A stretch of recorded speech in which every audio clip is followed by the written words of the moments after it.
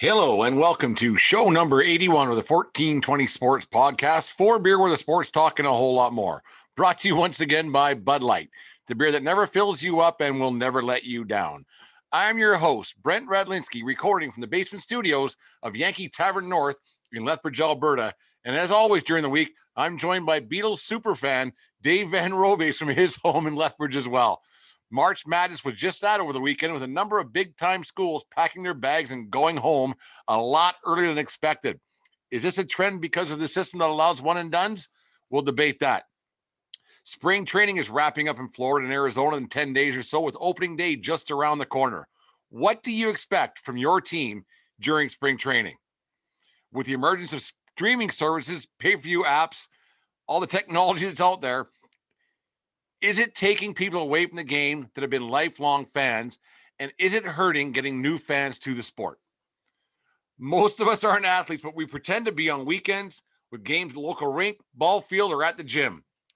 And then there are people who call themselves athletes that I don't think really are. We'll debate these men and women on tonight's show. It's been a hectic few days here at 1420 World Headquarters, so let's sit back, relax, have a few beers, and as always, let's get into her.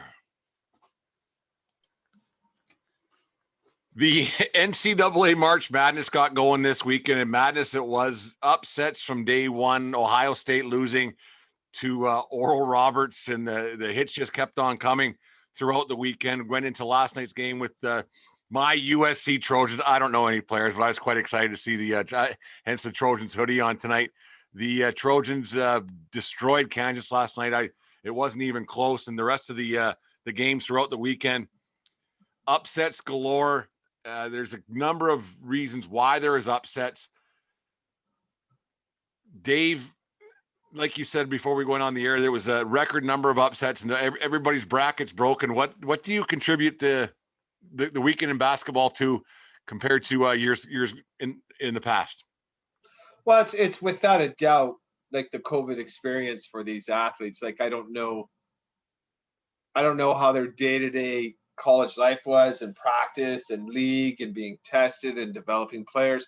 And that's one of the good things about this is that these one and done teams, and I'll pick on Kentucky, teams like that have so many super talented freshmen going into the year, they need 3 months to figure out the college game, to figure out their teammates, and then they start peaking at tournaments. But when you have an abbreviated schedule, when you have COVID lockdowns and you can't have normal practices, it affects them. It affects them hard. Well, that's the thing, and you got these teams like, well, let's use Loyola Chicago. They had a lot of seniors, 4-year guys, 3 and 4 year guys who work with the program for a number of years. They aren't going pro. 1 or 2 guys might get a shot in Europe or something or like that. But you see these there's a big difference between an 18-year-old kid and a 22-year-old kid. I don't care how talented you are. The brain works differently. There's different things going. Yes, the kid who's a one and doneer obviously has more talent, but how invested is he on the raw of college sports? Well, then the cohesion with your teammates, like when you've been in the same program with the same coach for 3-4 years, knowing that you're a student athlete, like you're a student. The actual term student athlete. Yeah. When you're done college, you're getting a job with a pen, not with a ball. Yes. And they understand that, and they're fine with it. That's what they signed up for. But now that you're endeared yourself to the college, to your teammates, there's no learning. Like it's you're a better team. And I think teams that are the teams, not individual talents, seem to be the ones that are doing better in the tournament this year. Well, when you have a nun on your side who's 98 years old and watching on a Sunday, it doesn't hurt either. God don't care. He ain't watching. If God cares, he's neglecting some other shit going on the planet right now. I know that God's got some other stuff going on right now, and the NCAA basketball isn't on his priority list, I would hope right now, but having a nun do some praying for you probably isn't the worst thing. No. It's better than not having a nun. You're right. You're there right. we go. Yeah. Anyways, I know exactly what you're saying there. There's you look at the one and done teams or programs.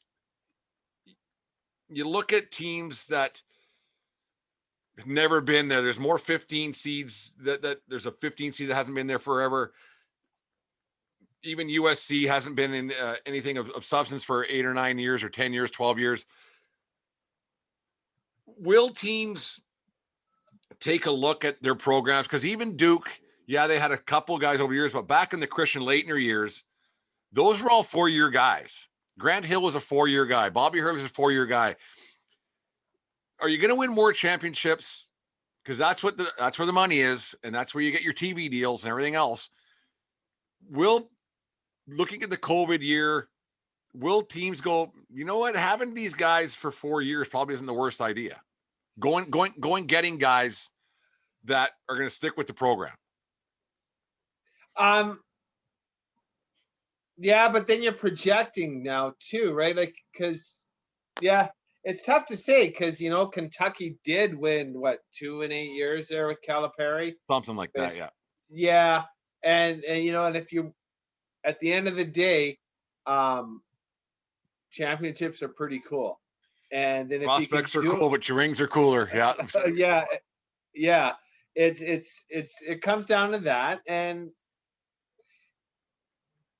but also too, like in that we're seeing right now, these smaller programs don't have the option of getting these 5-star one and dones, right? No. Who's like St. Joe's, Oral Roberts, even Gonzaga doesn't have one and dones. They're developing the small markets, right? And some kids might want to go to a big name university that's not necessarily a basketball power, but then But Gonzaga has turned into a basketball power in the last 20 years. Like they're always right there, but they're I kind of want anything yet.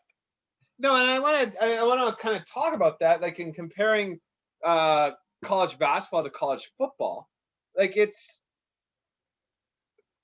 Gonzaga to me is kind of like Boise State in football, right? Like a mid-major that's built their program from the ground up and made it work, but like don't get the respect. And in college football, Boise State still doesn't get the respect because they're never in the Final Four. They're obviously in that playoff thing. But Gonzaga, because of the tournament, because they're going to win, they have before the first game of the year, they could go 500, but they got a 50% chance of winning their conference tournament and getting into the tournament and getting that bye, which is so important in building a program. Like when you're in college football, unless you're going to Bama or Ohio State, what are your chances of being in the finals? And then now that success of Bama and Ohio State just feeds on itself, and no one wants to go to anywhere else. We'll go through just the teams are left. We'll go through these teams, and I don't know much about any of them really. I'm a college basketball fan in February into March, and then when the Final Four is done, I'm done. And I'm not going to lie, that's what it is. And I think you're probably the same way. But you listen to some of these teams: Gonzaga, Creighton. We know Gonzaga because your wife went there, and it's in Spokane. Where's Creighton? Yeah, but I don't know. But Creighton seems to be there more years than not. They've been hanging around. So USC, Oregon, Michigan, Florida State, UCLA, Alabama, Baylor, Villanova, Arkansas, Oral Roberts, Loyola Chicago, Oregon State, Syracuse, and Houston. Next year, there'll be 16 different teams than the ones I just named. Or 12, sorry. There'll be a good chunk. There's going to be a lot of turnover. Yeah, you're right. Whereas if you go to college football, I will put money on it right now that Alabama, Ohio State, let's go Oklahoma, and Clemson. Yes, 3 out of 4 right there. and then like instead of Clemson, maybe Auburn, and who else? Like right? that's it. Or LSU, or Yes. you might get a Pac-12 team sneak in, but that's what makes the basketball tournament so great. And even there was a lot of games this week, and there was a last shot didn't go in that could have turned the bracket around even more upside down. That was really exciting. Like watching down here in the tavern of what I had different games on here and there, and then people were like, oh, and it was like by noon Saturday, people's brackets were just gone right across the country. Not just in our little pool of friends and things. It's crazy how it can captivate people that never watch. Yeah, and then like, and I don't like, and then back to my earlier point, like what we're talking about. Why doesn't the football expand that? Because now these recruits that are going to Alabama because they think they have to go to Alabama, and then like sit on the bench for 2 years, they could be starting for a mid-major like that. What's Lane Kiffin's team in Florida? Florida International, I think. Yeah, but whatever. Like, let's get them in when they went undefeated, and so let's start with 12 teams, top 4 get a bye, play them, and then put in the other 4, and then 3 more weeks. And then they're going to say, what about all the bowl games? Well, who's watching them bowl games anyway? No one's even in the stands for bowl games, let alone watching on TV. Exactly. Like, the Pornhub Bowl brought to you by Astroglide can now have some eyeballs, right? Like, it doesn't make sense to me. Well, like, so maybe they stopped doing TV contracts, and I'm assuming TV contracts have a lot to do with it, and deals with the different big conferences. But fix it, Do and then it's something better, because bowl games have really taken a hit in the last dozen years or so, in my opinion. because the talent pool is so top heavy, because these top recruits just want to they want to be seen on national TV. That's what they want. And they want to play for a championship. Which is strange, because some of the best quarterbacks in the last X amount of years haven't come from big schools. Well, they're taking flyers on everybody these days too, right? Yeah. Anyway. For every good one, there's like 3 or 4 busts. No, we'll Thursday, I think there's, by the time we're recording on Thursday, some of these games will be in progress. Gonzaga ripped on their 2 opponents over the weekend. It wasn't even close. There was one game was 95 to 80 to 52 or something. Kind of pulling for Oral Roberts and to pull through it. I don't know why. They had a pretty exciting weekend. It's going to be a great weekend of basketball again. And basketball is the sport we've talked about. It's a 2-minute game where all you got to watch, if it's close, is the last 2 minutes. You get because even I think TSN has the app, and notification comes up. It's a close game alert. Turn it on, watch, good. And the spoiler alert and everything else. So it was a lot of fun watch this week, and I watched a lot more this week than I have in years past, for sure. And I'm not, well, not for the podcast, but just because it was a really entertaining thing. Talked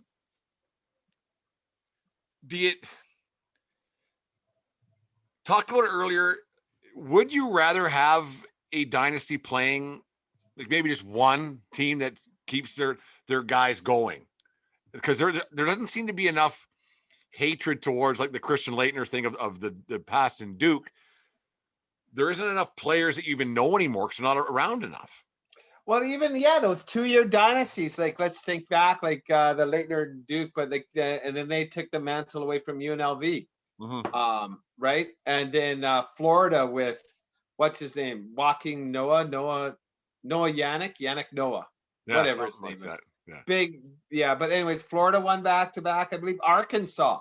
Remember those guys? Yeah. The big, mean, just they look like a rough and tumble kind of a team. And it's you kind of miss, because we've talked about before that dynasties are fun with sports, because you learn to hate teams, you learn to love teams. It brings more people into the thing.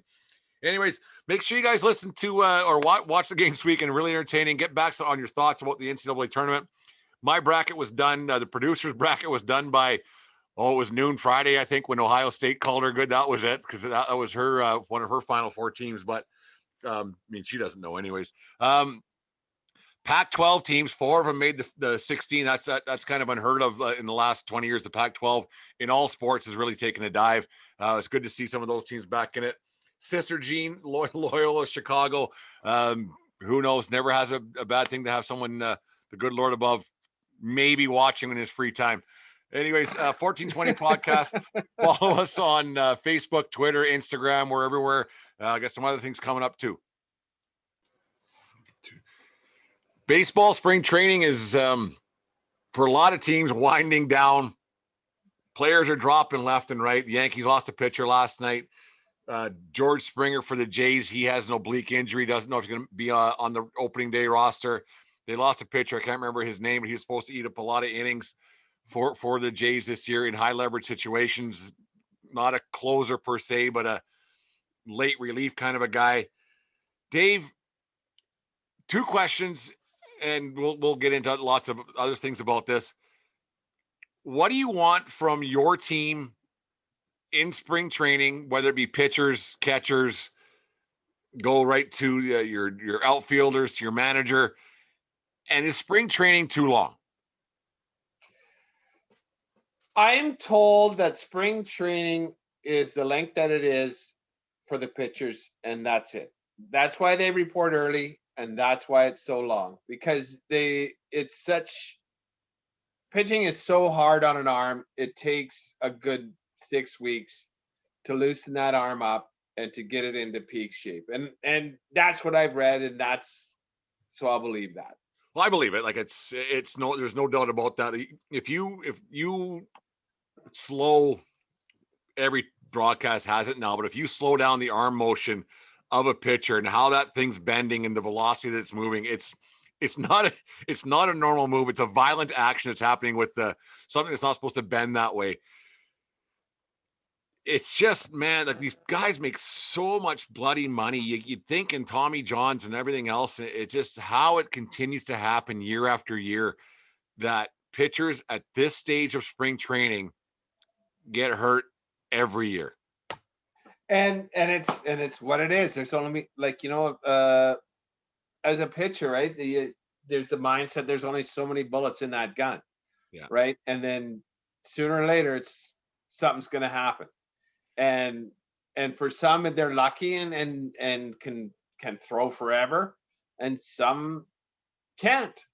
And it happens every year, and it always seems to happen to the Jays as well. Yeah, I should look up what the guy's name was. I probably could, but I don't want to. I don't like. I care. Like I do care, but it's just like, how do the Jays every single year? Maybe it's just we have the media that's talking about the Jays more, so maybe we hear it a lot more. But it does actually seem that the Jays, because I follow the Yankees, they get their fair share of injuries, and I follow the Dodgers a little bit, and you don't hear about things happening to them.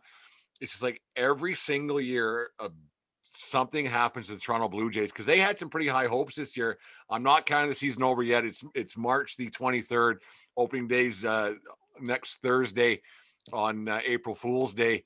It's going to be a wonderful, wonderful day down in the Bronx. But you wonder what they could do to try. Like, they're smarter than we are, obviously, and how they leg it out a little bit, and they have guys pitching sim games, an inning here, an inning there, in low leverage situations. Like last night, Chapman for the Yankees, he pitched in the 3rd. He won't see the 3rd inning again till next spring training. Well, especially for pitchers, like even a pitcher is like some guy who's on the roster, one of the top 3, we'll say. Yeah, it's his turn. He knows he's going to throw 3 or 4 innings, or like X number of pitches, and he goes, "I'm just going to work on my slider. That's it. I'm going to throw slider, everything, because it's a pitch he's working on. He's trying different things, and he wants to throw it consistently for strikes." And maybe that's how it happens. Maybe a pitcher is working on a pitch, trying to add something, a 3rd pitch to his repertoire, and then that little arm motion, something's doing, and he's trying too hard. Maybe that's it. I just thought of this, Dave. Maybe it's because these guys, to be a professional athlete, you got to have a competitive spirit. You do. Like, God gave them talent. There's no doubt about that. But it's the competitive spirit that they have to get to the next level. Is it possible that because they're in a game that means absolutely nothing, but they're in a game, that they try a little too hard to win a game or to impress something or to get a contract or they're in their free agent year or whatever it is. And maybe having more sim games where they're just playing against their own teammates might be a better way of doing it than playing to win a game that means nothing, because when you're professional, you want to win all the time. That's how they got to that level. No, I hear what you're saying, but I don't think so, because you're already there. Like, not someone who's on the roster. Maybe someone who's 21, 22, but not someone who's on their second big league contract. That reasoning doesn't, because you're getting paid already now. And now you should be working on your game and you're professional. Yeah. And like, as far as the bad, like the position players, like anyone that needed work on their game, like they've been playing in the, literally they have the league in Phoenix that plays all winter. They have the Mexican leagues, they have Venezuelan leagues. Dominican. Like yeah, Dominican. Like those guys are play, swinging. they can play. Yeah, those guys are taking hacks. Yeah, if they want 9 months, 12 months of the year. Yeah, no doubt about that. You just, yeah, you're not hitting big league pitching. It's a little bit different in those leagues, obviously. Do you take much to a team's record in spring training? absolutely not. Absolutely not. Because the pitchers, you're seeing so much different pitching. You're seeing, like, as a pitcher, like you're seeing some guys that are in AA ball. Like it's nothing. Like it's the pitcher just getting ready for the season. That's it. Yeah, I guess when you go 0-30, because most teams play about 30, 35 games in spring training and the split squad games, and a little different this year because of COVID. So they're only playing in their four cohort teams or whatever you want to call it. You go 0-30, no one cares if you win opening day. Exactly. Like, right. and I don't remember them having a ring ceremony. Last year's Cactus League champion Arizona Diamondbacks. That might be a T-shirt idea, though. Hey, for some team has the best record in the Cactus League, and sell those out there and make a couple of bucks, because usually we should do. I'll do a little research on that. See how many Cactus League championship made the playoffs or won a World Series. You're curious, like when the Yankees had their run of World Series championships in the late '90s, how many times they won the Grapefruit League. I'm thinking, and then you zero. can even like have the Cactus back-to-back champs. Yeah, there you go. Jesus, that's hitting new depths of despair. They're trying to sell a few T-shirts, but yeah, it's you just hope for health. I mean, I think everybody knows that. You hope for health and to improve on what you got, and maybe. And I don't even think you see a lot of guys who have a good Cactus League or a Grapefruit League that can make a team. Those rosters are pretty much set. They're 25 man, they're 40 man. Somebody has to do some pretty legendary shit to usurp somebody who's ahead of them on the org chart. Exactly, but like but that's what baseball is all about, right? There's the minor leagues in baseball is like no other. Like you can turn some heads, and like you're penciled in someplace before you even get to Florida or Arizona. Yeah. You're playing in AA Wichita or AA South Bend or wherever. Yeah. Exactly. But if you rake, then now they're looking at you. Yeah. And if you continue that, like there's a chance. And then specifically, if the player at your position goes down as an infielder, like as a first baseman, second baseman, someone goes down. And then so now they have your utility guy, whoever the fuck that is these days, filling in for a bit. But now, like, no, he's hurt. Well, okay, let's give this kid a shot and see what happens. Never know.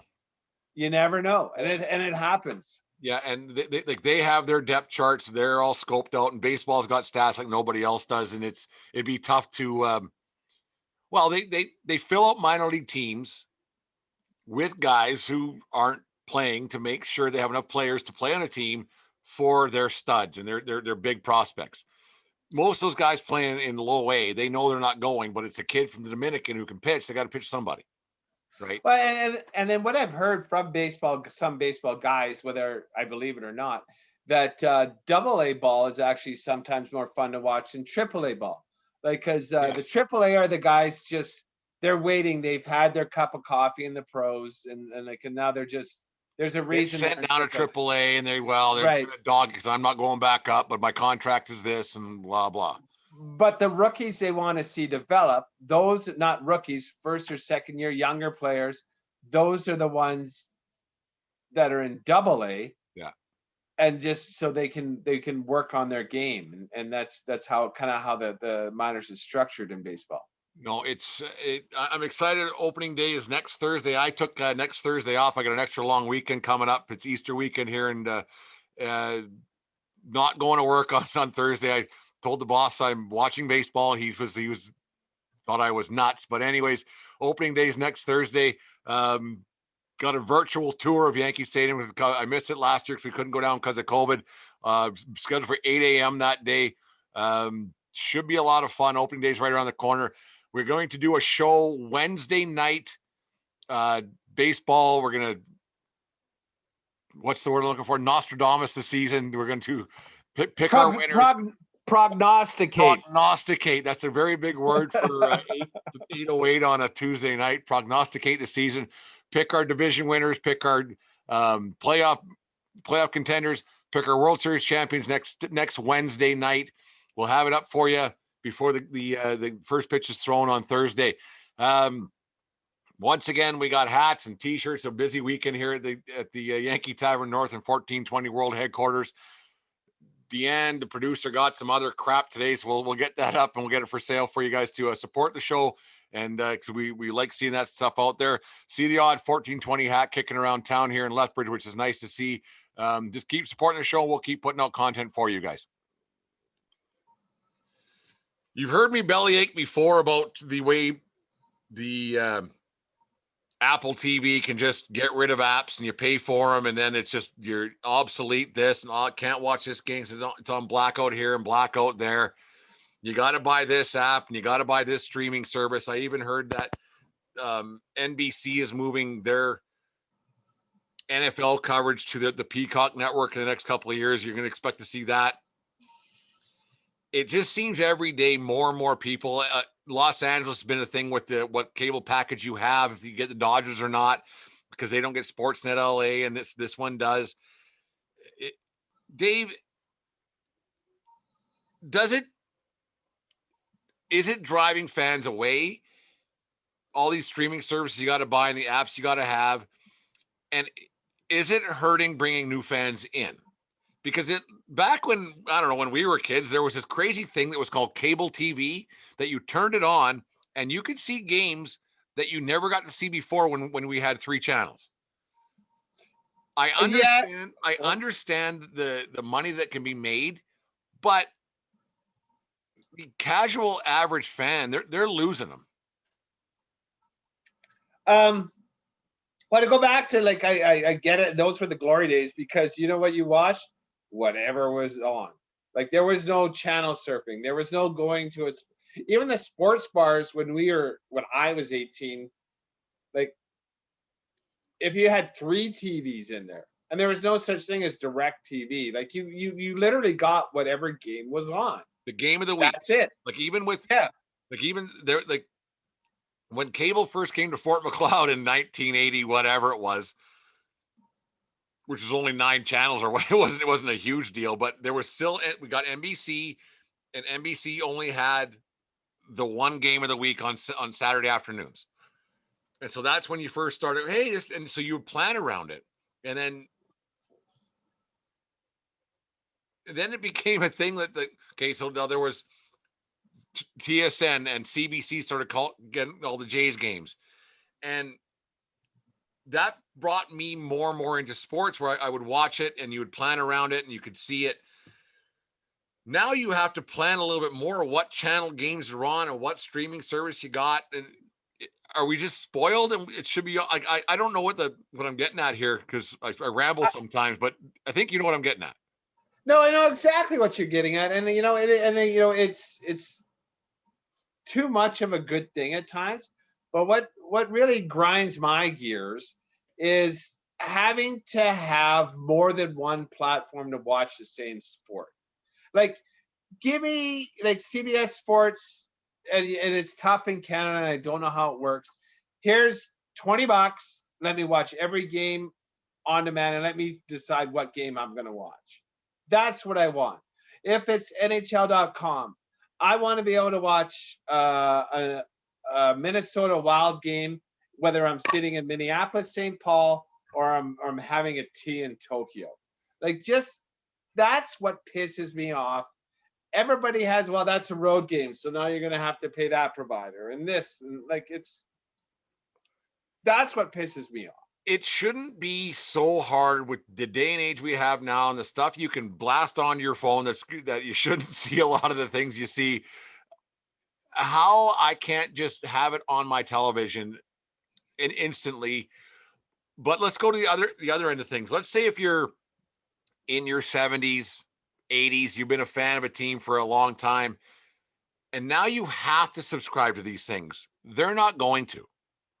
Not true. Not true. My father-in-law's in his 70s, and he knows how to, he has a smart TV. It's not that hard.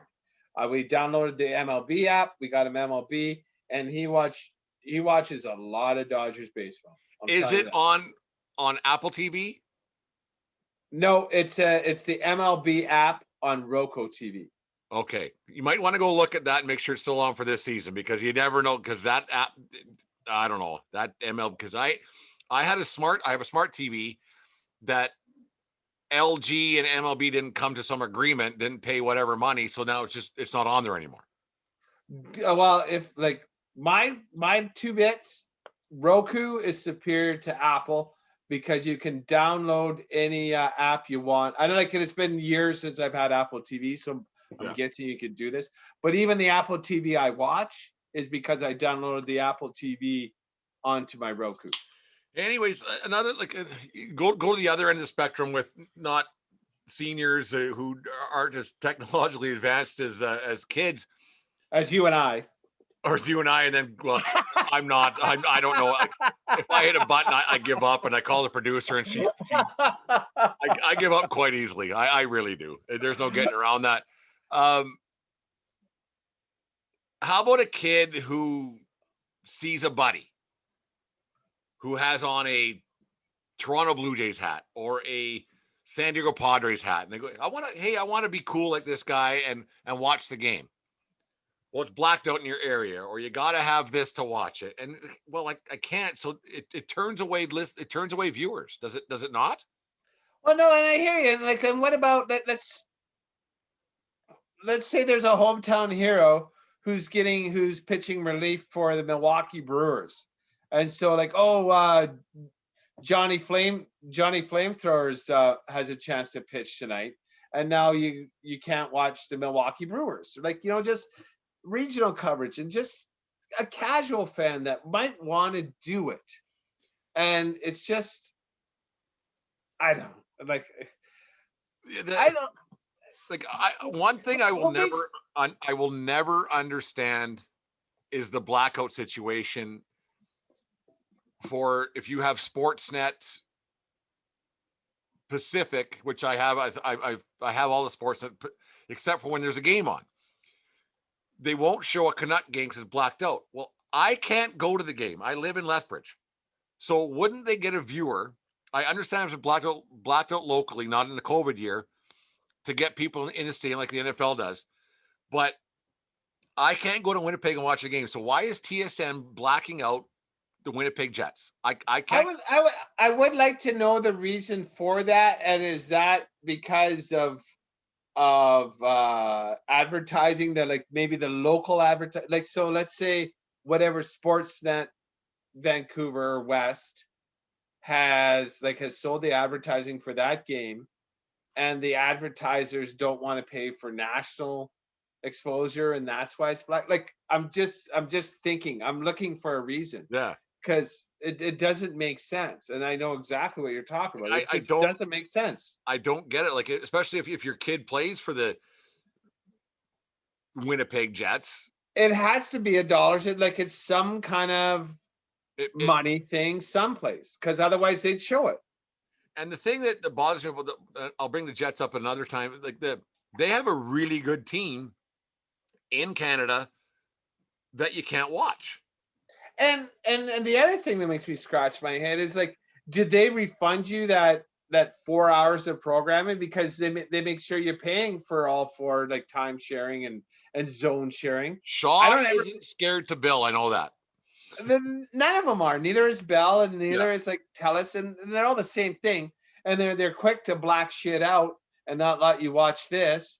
But then like, okay, then so out of my $200 bill, I want like $250 back for the 8 hours of programming you robbed from me. Yeah. From this package. Like, I get it. Like, I know the CFL had this back in the day where they didn't have this many tickets sold by game time.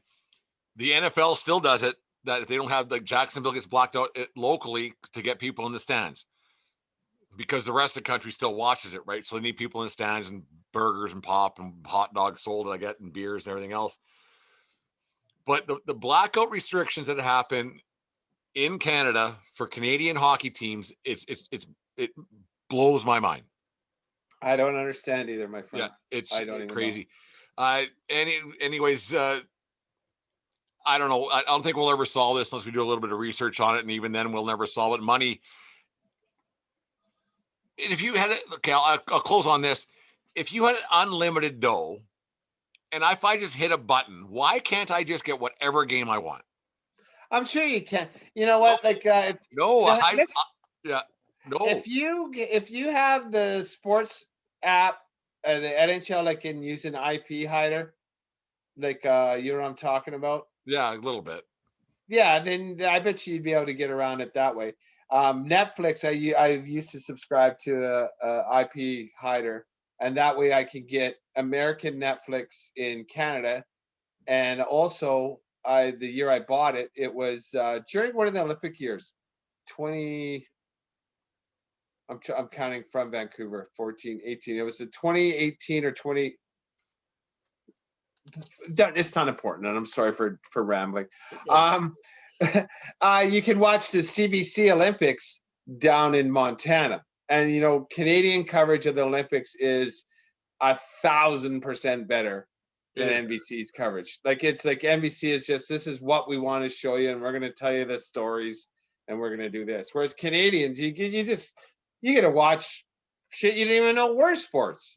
You get a fucking medal for this? We'll get into that, but didn't know they were sports in the next segment. But anyways, got Luke's lock of the week, the Dell match play. Luke's taking the Canadian Corey Connors to win $10 on Bodog while winning 600 or 660. Sorry, Luke's been on a bit of a cold streak since the first one.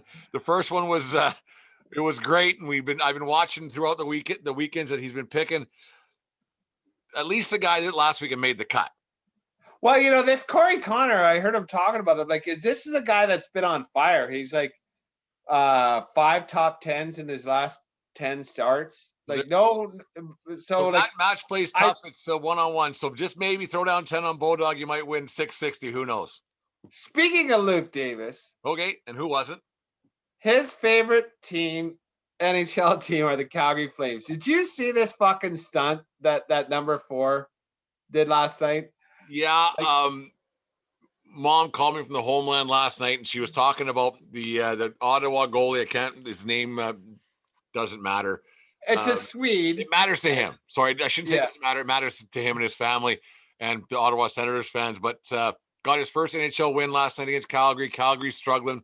They started off gangbusters when Sutter took over, went 3-0. Now they're 4-3 with Sutter. So the honeymoon's over, and then it turns out the team just stinks. But anyways, Dave, yeah, I did go back. The kid got the first win. Usually a kid will, like, first goal, first win, they get the puck from that situation. And then what happened? Go ahead. Well, then, because I was watching the tournament on Madness on TSN, I ended up watching the highlights, and they showed this Rasmus Anderson, that's his name. He picked the puck up in his hand, and it was going off the ice, as players do. And like, someone from Ottawa says, hey, fuck, it's his first win. How about the puck? And he's like, and he threw it off into the corner, and then it was the Tkachuk brothers, and then the Tkachuk, the Tkachuk from the Flame shot it into the corner, so his brother had to go chase it. But I don't care if you're in a pissy mood or whatever like that. You know, it was his first start ever.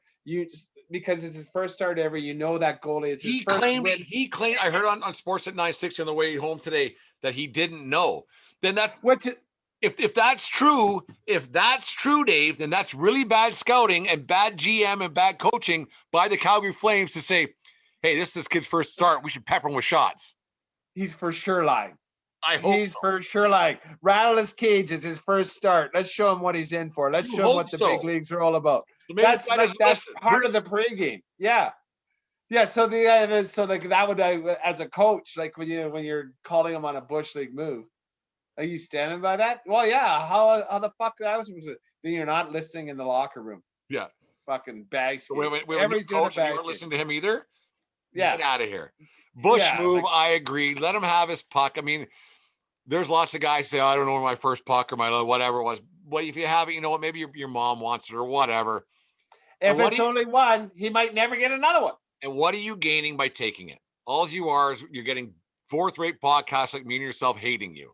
So yeah, it's a Bush move for sure. It's being a dick for the sake of being a dick. And, just to be a dick. You know why Sweden will never win, Dave? Because there's too many Finns. Too many. Anyways, make sure you follow us on iTunes, Spotify, iHeartRadio. You guys know the drill. Let people know about the show. We appreciate the support. We're going to push past the 7,000 listen mark next couple of days. The quicker you guys can get us through that mark, the quicker you don't have to hear me talk about it anymore. Barstool says it best. Weekends are for the boys, and a lot of times weekends are when we get out there as old timers hockey now and old timers softball or old timers soccer or whatever league you're involved in, mixed slow pitch and whatever it is. We pretend to be athletes for a few hours. There's a lot of sports that the participants, I don't think they're athletes. And there's some that are even Olympic sports, and I don't persecute me yet, Dave, that there's a specialized event that I don't think that they're athletes. We'll get into those guys a little bit later, but there's a couple sports out there. First off, let's name them. Is bowling a sport? See, like it's all about definition. Like if a physical movement to hurl an object or to race and you keep score, that almost has to be a sport. Like so darts. Like I don't know the answer. It's a repetitive. Like what if just, like if you took baseball away and just like hitting? Like what's the difference between darts and hitting? Yeah. Like the home run contest. How come the home run contest isn't a fucking Olympic sport? Well, because Aaron Judge would win every year. It wouldn't be fair. It's so another one I want to get to, and I don't know how many NASCAR fans there's a couple of guys that said, hey, you should talk about NASCAR. And this is the first time we'll talk about NASCAR, but it's going to be a derogatory way. I don't think that race car driving, like if you NASCAR, Indy cars, drag racing, I don't think that's a sport. Without a doubt, no. That's a motorsport, not a sport. Different word. It's a motorsport because it's not about the person behind the wheel. But there's better drivers than others. Right, but you put them in the shitty car and then like, okay, now win with my car. You think you're so fucking good. And that was, there was that Canadian back in the day, Jacques Villeneuve. Villeneuve. Yeah, he won the Formula One Grand Champion. And like that, it was a Hall of Famer that raced for Ferrari, I think. And like, fuck, give me that car and you wouldn't even know his name. Yeah. And that's how it is in NASCAR. It's more about, I won't say more, but the chariot you're in, the horses have more to do with it than the jockey. 20 years ago, I think we would both agree that golfers weren't athletes. Nah, let's go 30. now these guys are ripped and buffed. And they hit the ball a ton, and they take care of their bodies. And you got that DeChambeau, and he's a scientist of golf, and I think he's kind of a douchebag. But 30 years ago, they'd smoke on the green, throw their dart down Fuzzy Zeller, they'd have and John Daly, by no means an athlete. Now you see these guys hitting the gym like since Tiger showed up 20 whatever years ago. Do you agree with me that golfers are athletes now, and 20, 30 years ago they weren't? No, I think golfers have always been athletes, and it's like that hand-eye and touch and feel, because it's not just hitting, right? Like there's feel. And it's an athletic, coordinated movement that you have to be in complete control of your body to produce. Like even John Daly, when he won a couple majors, like the touch and the judging and like whether it be the wind or the green, when you swing and put that ball in the air, there's a lot of variables that you have to account for, and if you're in tune with it all, you're gonna succeed, even if you can't hit it Okay, 370 this is yards. where it gets kind of iffy for me. Is that I know some really good golfers, not PGA guys, but they're not athletes. No, see, but like the sport of golf is athletic, whereas bowling and darts, it's a repetitive motion. It's the same. It's like darts is like pitching from 30 yards away, and the hole is there, and like it's the exact same thing. Whereas golf, you don't have the consistency. In darts, there's no weather. There's no such thing as an uphill dart shot. Same with bowling.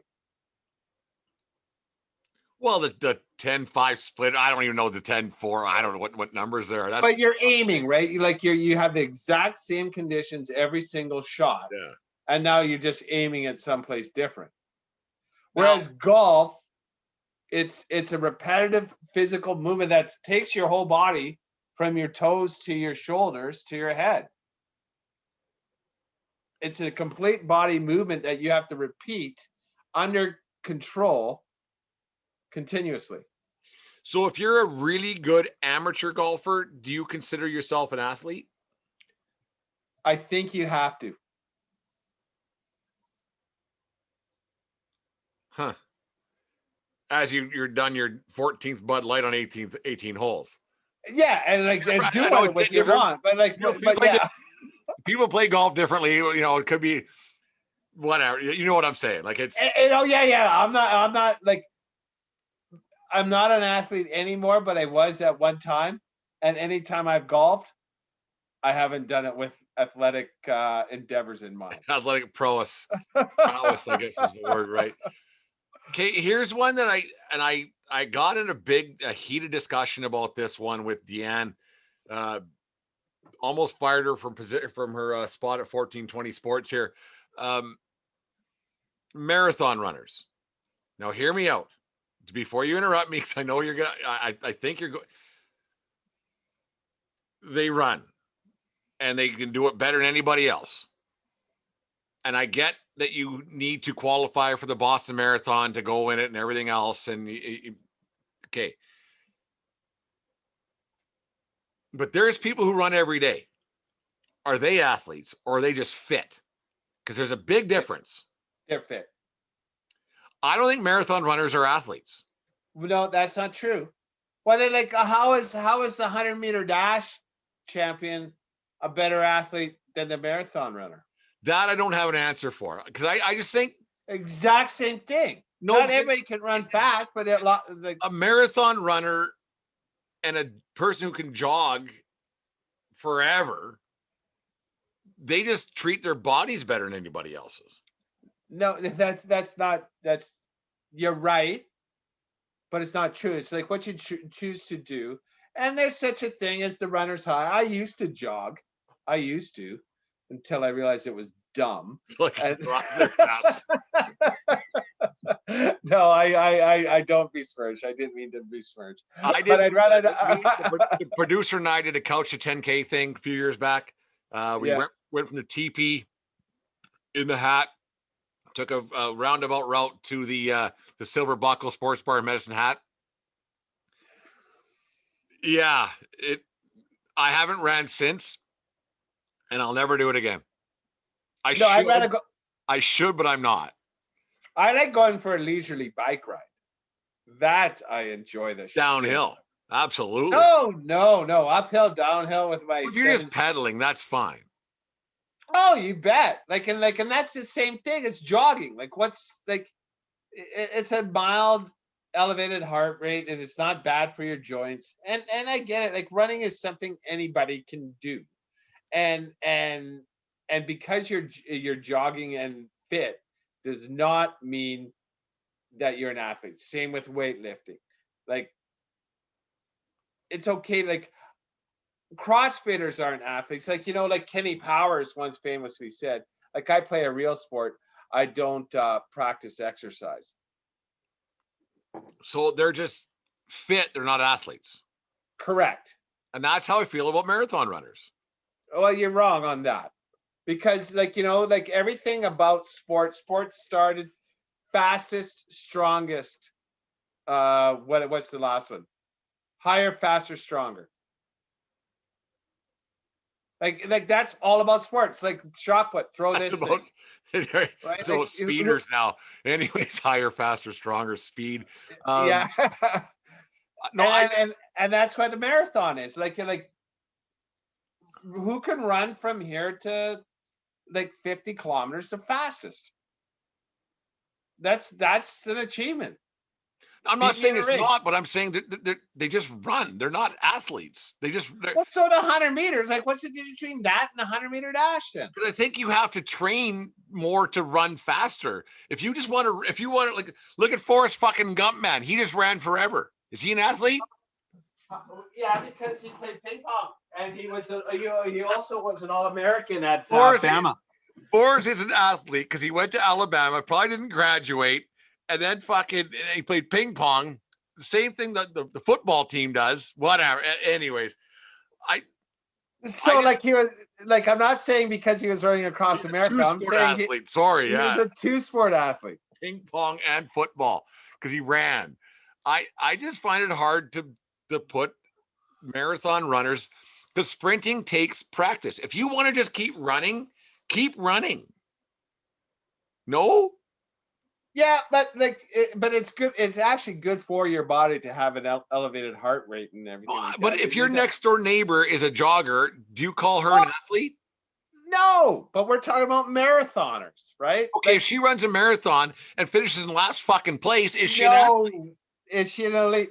Like, I curl, and I think that's an athletic sport. But the sweepers. The sweepers are athletes. The skips not.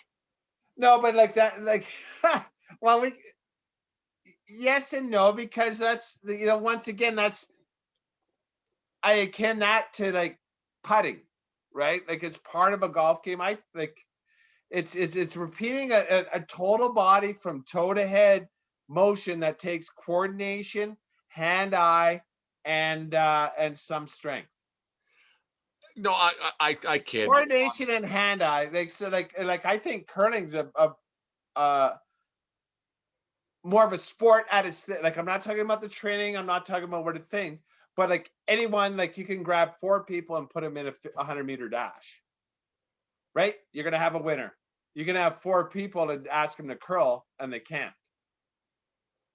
So you're saying it's harder to curl. So you're saying it's harder to curl. I have a hard time putting running, other than sprinting, as a sport. I see, and that's just wrong. You're a lengthist. You're prejudiced against anybody so when does that stop? After a mile? When you really got to give her, that's when it's not a sport anymore. Honestly, like a mile. So 100 meters is a good race. 200 meters is a race. 400 meters, 1 lap around the track. 10,000. 10K. 10,000 meters. And anything after that, then you're just showing off. Yeah, like, look at me. Well, see, this is what I think about. Okay, with running, anytime you can wear a fanny pack, you're not an athlete. You're just doing it for fun. Well, yeah, but you don't see the Olympians wearing fanny I packs. think they do when they go the whole marathon thing. No, because you got people. Anything you need, someone's at the side of the road holding for you, anyways, right?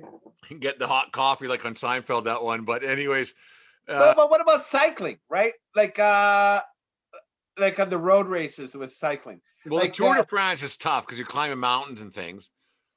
I get it, but like like what, like a 23-day race? Like why can't they just do it in one day? Well, it gets dark and you get hit by drunk drivers and stuff. I don't know. I don't know. No, I get it, but no, but that's what I'm saying. Like 10K to 25 miles. Now you're like, what's the difference there? And then what about triathletes now? You're taking 3 sports and now like, okay, you're kind of good at 3 things. I don't think they're athletes. I think that they're fit. Super fit. I think they're just fit. Yeah, like if you finish in last place, you're still a triathlete. No, and I don't know exactly what to say. Like I think you can just like I don't know for sure, but I think you can just sign up for the triathlon if you want to. Well, for some of the big ones, you have to qualify, I believe. Well, but for other ones, you just sign up and I want to try this. You don't finish. Yeah, exactly. Could you imagine? How like in Lethbridge they have the Moonlight Run, like the 10K and like everything. Let's have the 14, 20, 100-meter dash championship, and we'll have a bracket. We'd have to find something where 40 meters. The finish line is right at like Pops fucking South or something, like whatever. Just find a way to the 40-meter dash championship. Yeah, because 100 is too far, man. Oh Jesus! Especially if you have to do it twice, because we'd have to have a bracket. Yeah. Oh yeah. Write that down. I'm jotting it down. I'm going to sharpen my pencil. We'll put that on the list once COVID's over. We're not doing so well here in Lethbridge, everybody. 40-meter challenge. Okay. 40-meter challenge. I run like a gazelle. Just fly, but I don't. I'm slow. I'm so slow. Anyways, yeah, it's athletes are. It's a funny thing. Summer sports, but you're not an athlete if you participate. I get it. Well, I don't think we solved anything with this debate tonight, Dave, but we'll get on this in another day. Hopefully we get people getting back to us on Facebook, Twitter, Instagram, email, whatever. We're everywhere. Make sure you listen to us on iTunes, Spotify. Want to give a shout out right now to Rob Charlebois from Austin, Texas. He bought himself a 1420 hat, took a picture with some Willie Nelson statue down there. I can only imagine that him and Willie were probably on CBD or something at the same time. So thanks, Rob, for the support of the show down in Texas, for spreading the good word of the 1420 podcast. Dave, now that we're into the final, so put you on the spot here. We're into the Sweet 16 of the NCAA tournament. Who do you got? You still stick with Michigan? Well, I got to. That's my only chance of winning any pool. My only 2 Final Four candidates left are Michigan and Baylor, and who knows what's going to happen. So I'm go blue. No, going to tune in. There starts up back up again on Thursday. I believe it's a different schedule this year compared to years gone by, whether it's COVID or they're spreading the TV rights around. Who knows? It's we talked about the TV rights and how that all works out earlier on the show. Good show tonight, Dave. Any closing remarks? It just hit me right there, like with Rob and his picture with Willie Nelson statue in the background. Always on my mind. Who sang it better, Elvis or Willie? I think the Pet Shop Boys. Ah, you liar! I knew you were going to say that. But I'm going to say a bad take. Out of the 2, I'm going to say Elvis Presley. Oh, see, and I'm a Willie guy. Willie guy. Song. No, I love that song too. I think it's a great song by all 3, but Elvis, there's a sentimental reason for that. Elvis is my mom's favorite, and we listen to a lot as kids. Next show, that's going to be a topic. We talked about this, Dave, one time. We're at the 1139 Lakeland Crescent, and Sticky, who we haven't brought up on the show before. Do you remember when he, for out of nowhere, because Sticky didn't have too many highlight scenarios with his stuff that he said. But one time I vividly remember him saying, and we were in all sorts of disarray for that weekend, but Sticky just out of nowhere, and why he did, I have no idea. Elvis was an ass kicker, and we all agreed. And I don't know why I remember that, but I just do. So maybe we'll bring up Elvis. Maybe we'll get Sticky on the show, and I don't know if he listens or not. But Sticky, if you're listening, thank you very much, and we'll get to the Elvis was an ass kicker. Anyways, as always, Dave, take care of each other, but more importantly, take care of yourself. We need you around. Keep your stick on the ice, and don't swing at the high ones. There we go. Have a good weekend, folks. We'll talk to you on Thursday.